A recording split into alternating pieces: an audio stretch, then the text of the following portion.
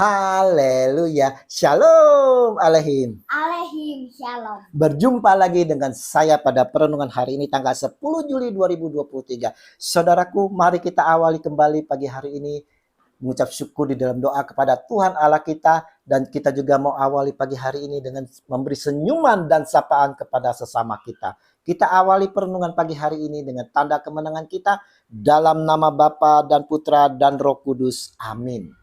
Imanmu yang menyembuhkan. Bacaan liturgi hari ini diambil dari kitab Kejadian 28 ayat 10 sampai dengan 22a dan Injil Matius 9 ayat 18 sampai dengan 26. Saudaraku yang terkasih di dalam kasih Kristus, bacaan Injil hari ini saudara sangat menarik sekali untuk kita renungkan, di mana berbicara tentang iman. Kita perlu mencontohkan iman dari kedua tokoh di dalam Injil hari ini. Tokoh pertama adalah datangnya seorang kepala rumah ibadat lalu menyembah dia dan berkata, "Anakku perempuan baru saja meninggal, tetapi datanglah dan meletakkan tanganmu atasnya, maka ia akan hidup." Matius 9 ayat 18. Tokoh kedua, seorang perempuan yang sudah 12 tahun lamanya menderita pendarahan maju mendekati Yesus dari belakang dan menjamah jubahnya Yesus. Karena katanya dalam hatinya, "Asal kujamah saja jubahnya, aku akan sembuh." Matius 9 ayat 20 sampai dengan 21. Saudaraku, kita lihat iman mereka berdua tak diragukan lagi. Tapi kita perlu melihat saudara proses permohonan hingga sembuhnya mereka. Mereka berdua telah banyak mendengar akan Yesus.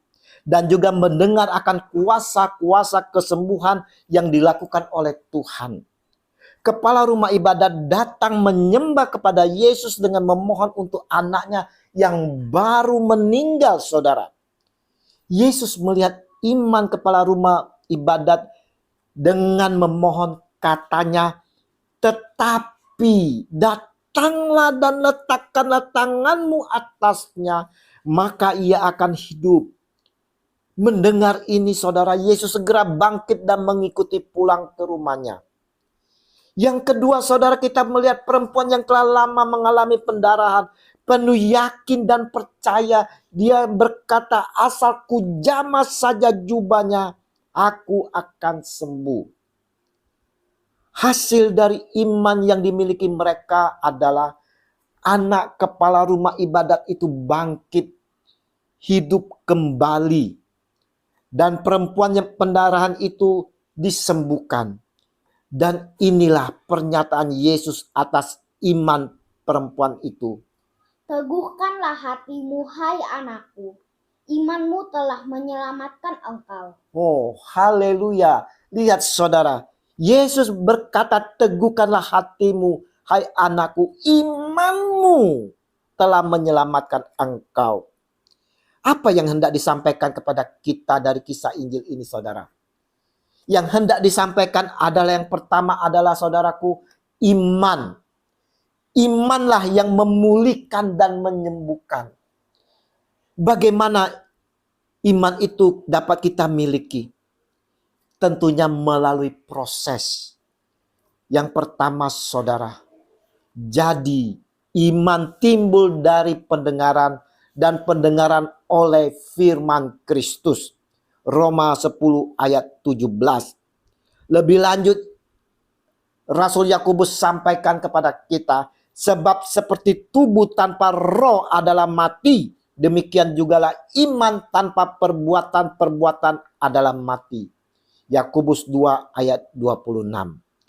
Saudaraku yang terkasih, iman tanpa perbuatan baik disebut mati saudara. Karena kurangnya perbuatan baik itu mengungkapkan kehidupan yang tidak diubahkan. Serta hati yang mati secara rohani. Ada berbagai ayat yang menjelaskan bahwa iman sejati yang menyelamatkan akan menghasilkan kehidupan yang berubah. Bahwa iman terbukti oleh perbuatan kita. Cara hidup kita mengungkapkan kepercayaan kita, dan apakah iman yang kita akui benar-benar iman yang hidup. Intinya saudaraku, iman sejati akan terbukti oleh perbuatan baik. Perbuatan baik bukanlah penyebab keselamatan. Ingat itu saudara. Perbuatan baik adalah bukti keselamatan, bukan penyebab keselamatan. Iman sejati di dalam Kristus selalu menghasilkan perbuatan baik. Nah, saudaraku, adakah kita mendengar setiap firman sebagai makanan rohani kita? Adakah kita bertindak melakukan apa yang disampaikan firman sebagai iman dan percaya kita? Yang kedua saudara, yang kita dapat melihat dari dua tokoh ini, mendekatkan diri kepada Yesus. Kita lihat dari Injil hari ini, keduanya memiliki iman yang penuh, lalu berharap kepada Yesus, dan mereka mendekati diri kepada Yesus. Adakah kita selalu dekat kepada Kristus Tuhan kita, saudara? Adakah kerinduan kita untuk selalu dekat kepadanya? Dan yang ketiga, menjamah jubah Yesus. Ini berarti saudaraku, ada keinginan kita untuk memiliki hubungan yang lebih intim lagi. Hubungan yang timbal balik.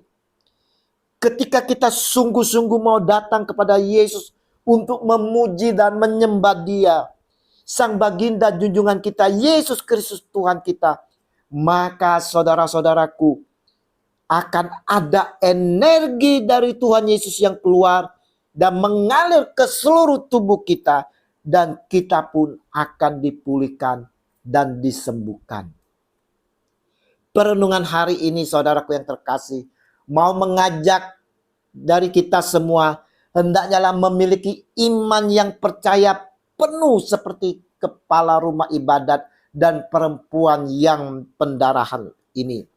Kita tidak hanya memiliki iman begitu saja saudara, tapi kita mau bertindak dalam perbuatan baik kita untuk menumbuhkan iman kita. Karena saudaraku, iman tanpa perbuatan adalah mati. Kita juga mau semakin mendalam mendekati Tuhan Yesus dan mau menjalin hubungan yang intim, hubungan timbal balik, sehingga kita rasakan energi yang keluar dari tubuh Kristus dan mengalir masuk ke dalam tubuh kita, dan kita akan menjadi pulih dan sembuh.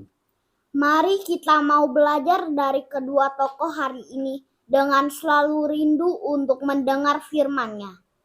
Kita pun mau menyentuh hati Tuhan kita dengan pujian-pujian dan penyembahan sama hal yang dilakukan oleh perempuan pendarahan ini. Semoga dengan iman yang teguh akan Dia dan dengan keteguhan hati yang kita ucapkan serta perbuatan-perbuatan baik, juga puji-pujian dan penyembahan, kita dipulihkan dan disembuhkan. Amin. Dalam nama Bapa dan Putra dan Roh Kudus. Amin. Shalom Aleihim.